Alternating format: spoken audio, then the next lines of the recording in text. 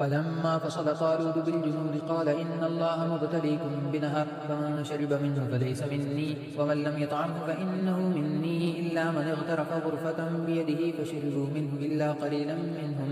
فلما جاوزه هو والذين آمنوا معه قالوا لا طاقة لنا اليوم بجالوت وجنوده قال الذين يظنون أنهم ملاقو الله كم من فئة قليلة غلبت فئة كثيرة بإذن الله والله مع الصابرين. ولما برسوا لجالوت وجنوده قالوا ربنا أفرغ علينا صبرا وثبت أقدامنا وانصرنا على القوم الكافرين.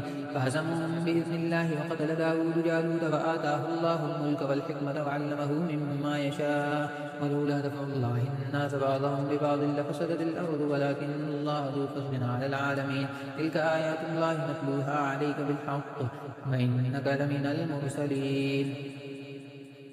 تلك الرسل فضلنا بعضهم على بعض منهم من كلم الله ورفع بعضهم درجات وآتينا عيسى ابن مريم البينات وأيدناه بروح القدس ولو شاء الله ما اقتتل الذين من بعدهم من بعد ما جاءتهم البينات ولكن اختلفوا فمنهم من آمن ومنهم من كفر ولو شاء الله ما اقتتلوا ولكن الله يفعل ما يريد.